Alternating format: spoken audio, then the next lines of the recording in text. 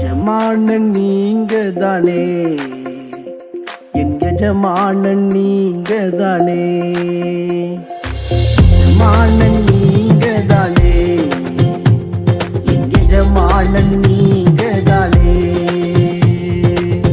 உன் கரத்தையே நோக்கிடுவேன் என்னை என்றும். ஆண்டவராகிய இயேசு கிறிஸ்துவின் நாமத்தினாலே உங்கள் யாவருக்கும் 2158வது காலை மன்னா செய்தியின் மூலமாக உங்களை சந்திப்பதில் மிக்க மகிழ்ச்சி அடைகிறேன். தேவனாகிய கர்த்தர் இந்த இரவு முழுதும் பாதுகாத்து அற்புதமாய் இந்த புதிய நாளை தந்திருக்கிறார். அவருக்கு மகிமை உண்டாகட்டும். தொடர்ந்து இந்த காலை மன்னா ஊழியங்களுக்காய் ஜெபிக்கும்படி அன்போடு கேட்டுக்கொள்கிறேன். இந்த நாளிலும் நாம் யாருக்காக எதற்காக ஜெபிக்க வேண்டும் என்று சொன்னால், வியாபாரம் செய்கிற எல்லா வியாபாரிகளுக்காக ஜெபிக்க வேண்டும்.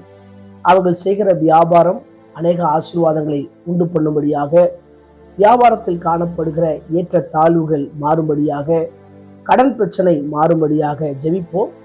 அவர்கள் செய்கிற ஒவ்வொரு வியாபாரத்திலும் ஒரு ஆண்டவருடைய ஆசீர்வாதம் உண்டாக ஜெபிப்போம். தேவன் பெரிய காரியங்களை செய்வாராக.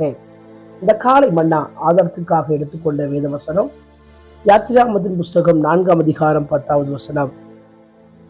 அப்பொழுது மோசே கர்த்தரை நோக்கி, ஆண்டவரே, இதற்கு முன்னாவது தேவரீர் உமது அடியனோடு பேசினதுக்கு பின்னாவது நான் வாக்கு வல்லவன் அல்ல, நான் திக்கு வாயும் மந்த நாவும் உள்ளவன் என்றான்.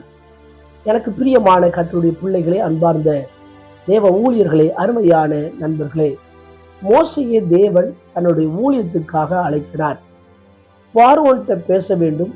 இஸ்ரவேல் ஜனங்கள் பார்வோன்ட்ட அடிமையாய் இருக்கிறவர்கள் வெளியே வர வேண்டும் என்பதற்காக. ஆகவே அவர் சில அற்புத அடையாளங்களை செய்து காட்டுகிறார். இந்த அற்புதத்தை ஜனங்களுக்கு முன்பதாக நீ செய்து காட்ட வேண்டும்.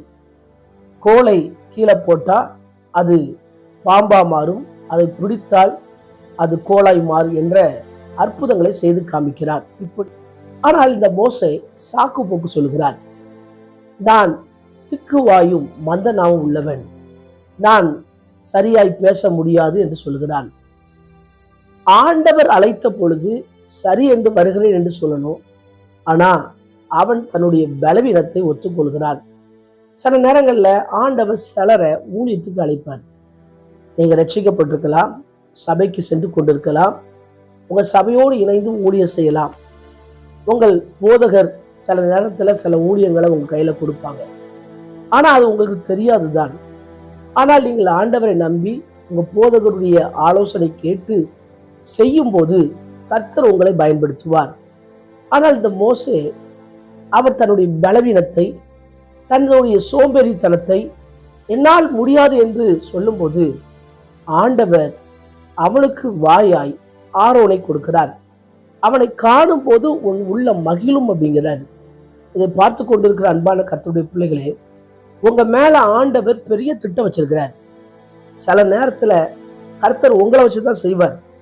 நீங்கள் ரட்சிக்கப்பட்டு அந்த நிலையோடு நின்று விடாதபடி ஊழியம் என்ற அடுத்த நிலைக்கு வர வேண்டும்.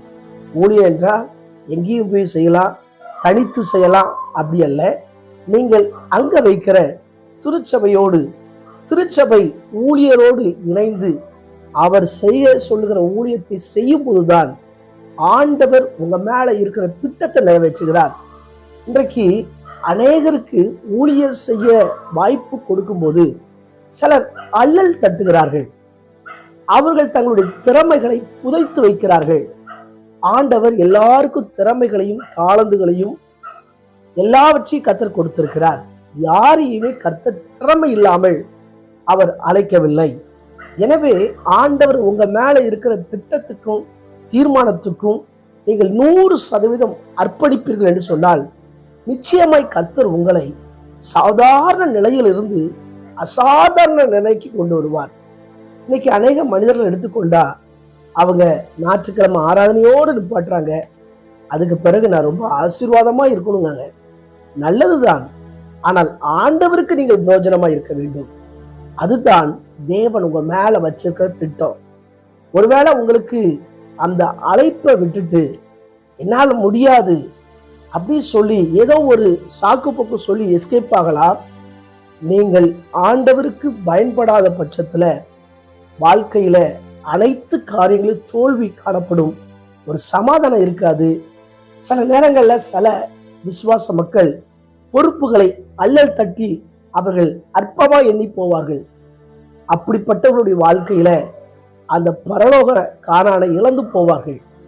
ஆண்டவர் உங்களுக்கு கொடுத்திருக்கிற பொறுப்புகளை நீங்கள் உற்சாகத்தோடு தியாகத்தோடு தேவனுக்காக செய்ய வேண்டும்.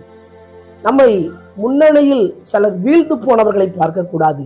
எத்தனை தேவ மனிதர்கள் சாதித்தார்கள், எத்தனை தேவ மனிதர்கள் சாதித்திருக்கிறார்கள், அதை பார்த்து முன்னோக்கி ஓடுவோம்.